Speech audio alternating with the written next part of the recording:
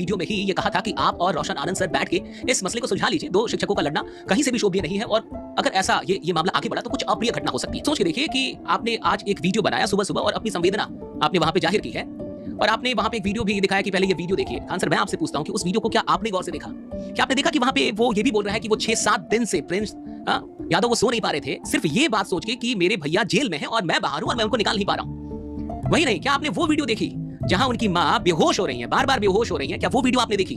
और आप कह रहे हैं कि किसी के परिवार के साथ ऐसा ना हो, किसी दुश्मन के भी परिवार के साथ ना ऐसा हो। अगर ये आप सच में सोचते तो आज ये नौबत ही नहीं आती।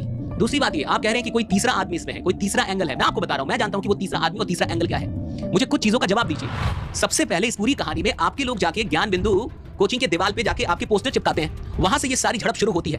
उसके बाद से जब 2 जून को रात के 10 बजे आपकी कोचिंग पे अटैक होता है, तोड़फाड़ होती है, तो मीडिया के सामने आके वो किसने बोला कि मेरे आंखों के सामने 8 से 10 राउंड फायरिंग हुई है? 8-10 राउंड हम देखे हैं यहाँ पे। आपने वीडियो में बोला कि किसी ने तूल पकड़ा दिया, ये छोटा सा मैटर था। गार्ड घायल हुआ था, ये तो सॉल्व हो जाता। तो तूल किसने पकड़ाया? मैं आपको बता, किसने कहा कि 8 से 10 राउंड फायरिंग मेरी आंखों के सामने हुई है? किसने कहा कि ज्ञान बिंदु के जो संचालक हैं रोशन आनंद सर, उनका इसमें हाथ है? ये किसने कहा? किसी तीसरे आदमी ने कहा? दूसरी चीज, एफआईआर किसने की? एफआईआर आपकी तरफ से हुई ना। उस एफआईआर में आपने रोशन आनंद सर का नाम डाला, चलिए ठीक है, आपको उन पे शक था, आपको उनसे प्रॉब्लम थी, आपने प्रिंस यादव का नाम क्यों डाला?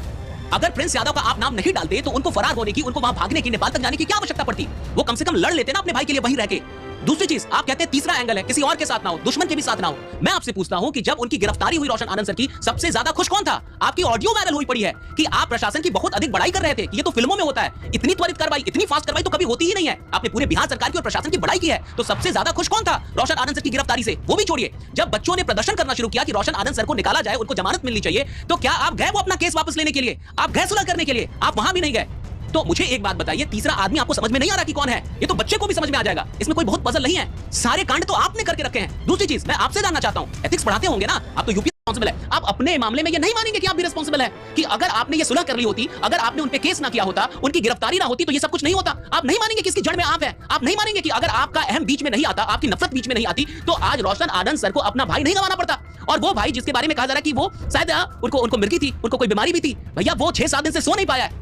जो आदमी 6-7 दिन से सो रहे, कितने स्ट्रेस में होगा? रोशन आनंद सर को भी किडनी की बीमारी है, वो भी किडनी के मरीज हैं। और आज हो सकता है कि आप शासन, प्रशासन, व्यवस्था सबको नियंत्रित कर लें, लेकिन एक मां की आह को कैसे नियंत्रित करेंगे आप? उस मां की आह लगेगी और ईश्वर आपको माफ नहीं करेगा। खान सर, बहुत दुख के साथ ये कहना पड़ रहा है। मैं आपकी भी बड़ी रिस्पेक्ट करता था, लेकिन आज दुख के साथ ये कहना पड़ रहा है। मैं रोया हूं रात में, क्योंकि एक भाई को गंवाने का क्या दुख होता है, ये कैसे समझेंगे आप? और आप कह रहे हैं कि मैं सब कुछ कर रही हूं, मैं कुछ भी कर रही हूं, जो वो लोग बोलेंगे मैं सहायता। आपसे कौन सी सहायता चाहिए होगी रोशन आनंद सर को? ऐसी कौन सी सहायता जो आप करेंगे तो जाके पूरी होगी उनकी? क्या भाई वापस लौटा देंगे? मैंने पहले ही कहा था सुलह कर लीजिए, मैंने पहले ही कहा था कि कोई ना कोई अप्रिय घटना घट सकती है, और आज आप इसके दोषी हैं। और अगर आपको नहीं लगता तो आके कमेंट पढ़िए कि आप दोषी हैं या नहीं।